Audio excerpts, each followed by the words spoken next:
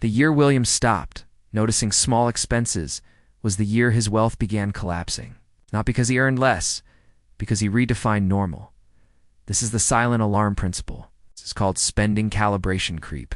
Your brain has a spending alarm. When you exceed your normal, it triggers discomfort. But that normal constantly recalibrates. Last year's luxury becomes this year's baseline. The alarm goes silent. Keep spending more while feeling like you are spending the same. Most people experience this creep without recognizing it. They earn more. They spend more. They feel they deserve it. The percentages stay identical.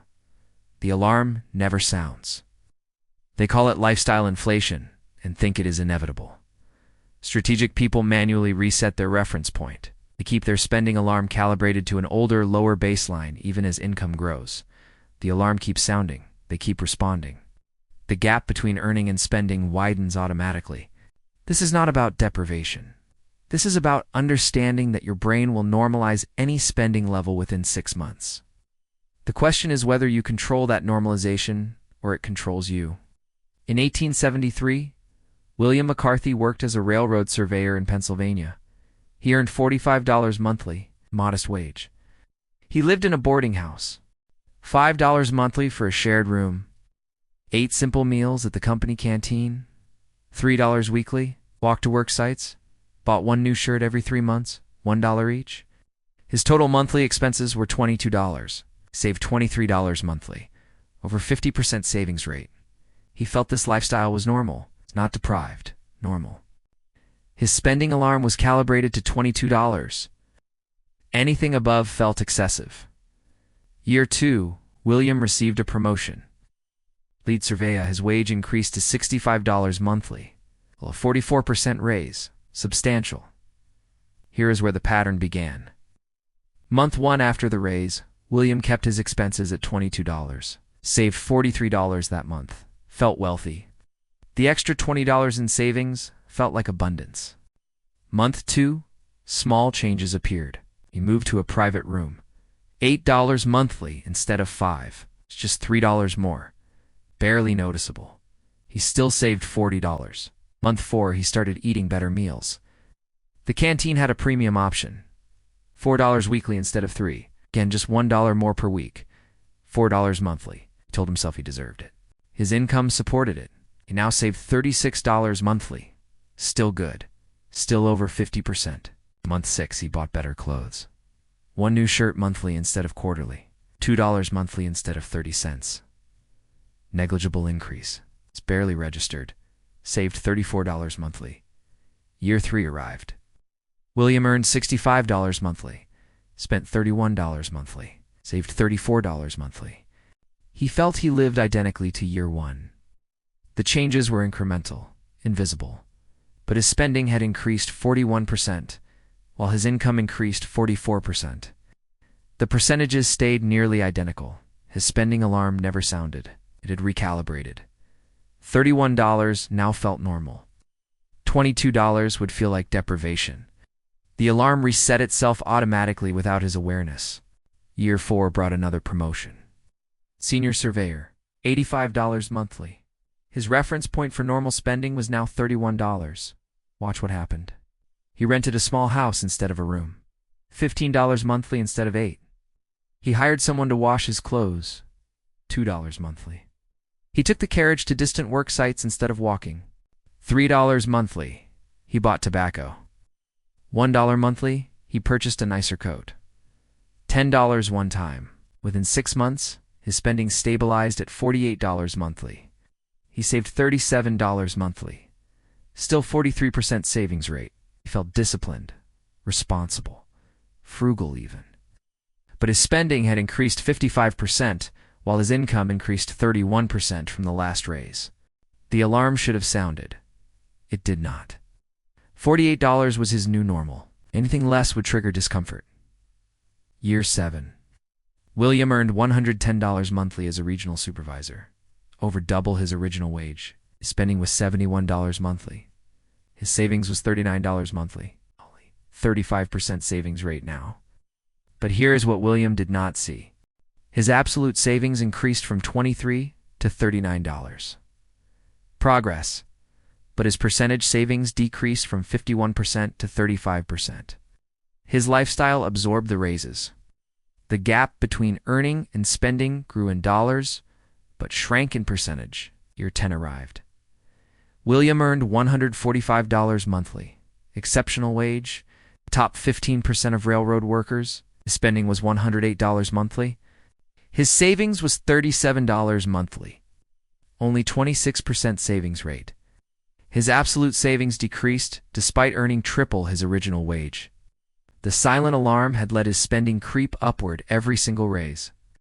By year 10, he saved less in absolute terms than he did in year 4, despite earning 70% more. Year 12 brought catastrophe. The railroad company collapsed in the panic of 1883. William lost his position, found work as a junior surveyor again, back to $50 monthly. But his spending was calibrated to $108. His reference point for normal was set to senior supervisor lifestyle. Cutting spending felt like suffering. Every expense he eliminated felt like deprivation. He had to move back to a boarding house. Felt humiliating. Had to stop the carriage service. Felt degrading. Had to eat canteen food. Felt like poverty. His brain screamed that he was deprived. But he was simply returning to a spending level above what he started with 12 years ago. The alarm was not detecting real deprivation. It was detecting deviation from recalibrated normal. Within 8 months, William had depleted his entire savings trying to maintain spending near his reference point. He went into debt, borrowed $40 from relatives, still could not adjust his lifestyle downward. Here's the mechanism.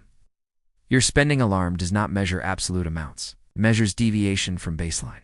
The baseline recalibrates automatically to whatever you spend consistently for 3 to 6 months. When income rises and you increase spending, you feel no alarm. The new spending becomes baseline within months. When income falls and you must decrease spending, the alarm screams constantly. You feel deprived even when objectively living well. This is why people who earn 30,000 pesos and people who earn 300,000 pesos both report feeling financially stretched. Their spending calibrated to their income. The alarm measures deviation, not absolute standard. Strategic people manually prevent recalibration. They pick a baseline spending level. They lock it in place. They never let it creep upward, no matter how much income grows. The alarm stays calibrated to the original baseline. When income rises, the alarm sounds if spending tries to follow. They respond by keeping spending flat. I check your own spending calibration right now. Go back 3 years. What was your monthly spending then? What is it now? Did your income grow? Most people discover spending grew proportionally. That is automatic recalibration. The trap is thinking you will naturally save more when you earn more. You will not. Your baseline will recalibrate. You will spend more and feel like you are spending the same. The alarm will stay silent. Most people believe higher income people should spend more. Wrong framework. Higher income people should save more. Spending should stay fixed. Savings should absorb the raises. But this requires manual override of the automatic recalibration. First, calculate your baseline. Your current monthly spending averaged over 6 months. This is your recalibrated normal. Your alarm is set here. Second, decide if this baseline serves your future. If you are saving 40% or more, keep it. If you are saving less than 30%, your baseline is too high. It crept upward without you noticing. Third, manually reset your alarm. Pick a target baseline lower than current spending, maybe 20% lower. Write that number down. Label it new normal. This will feel uncomfortable. That is the point. You are recalibrating downward. Hold that new normal for 6 months minimum. Every time you want to spend above it, the discomfort is the alarm working correctly. Do not silence it. Let it sound. Respond by keeping spending at new normal. Fifth, when income increases, do not touch the baseline. This is critical. Next raise, next bonus, next income jump stays away from the spending baseline. Your alarm is calibrated to the lower amount. Keep it there. Route all income growth to savings. Month 1 of manual recalibration feels like deprivation. Your brain screams. The alarm is loud. Month 3 feels uncomfortable but manageable. Month 6 feels normal. The alarm recalibrated to the new lower baseline. Now it protects that baseline instead of the higher one. Year 1, you save the difference between old and new baseline plus any income growth. Real wealth accumulation begins. Year 3. Your spending feels normal at the lower baseline, while your income may have grown. The gap is massive. Year 5. You realize the old baseline was not serving you. The new baseline is comfortable. This is not about earning less. This is about preventing automatic baseline creep that absorbs every raise you ever receive. William started at $22 monthly spending, ended at $108 despite his income supporting more. His alarm recalibrated 5 times automatically. Each recalibration felt natural. The cumulative effect was financial fragility. If William had locked his baseline at $25 and held it across 12 years, he would have saved $1,440 by year 12 instead of depleting his savings. When the railroad collapsed, he could have survived 2 years without work. His failure was not income. It was silent alarm creep. What is your spending baseline right now? Is it still set to 5 years ago? Or has it crept upwards silently with every raise? That baseline determines whether your next income increase builds wealth or just recalibrates your alarm to a higher normal. Lock the baseline. Let the income grow. Watch the gap widen. More frameworks ahead.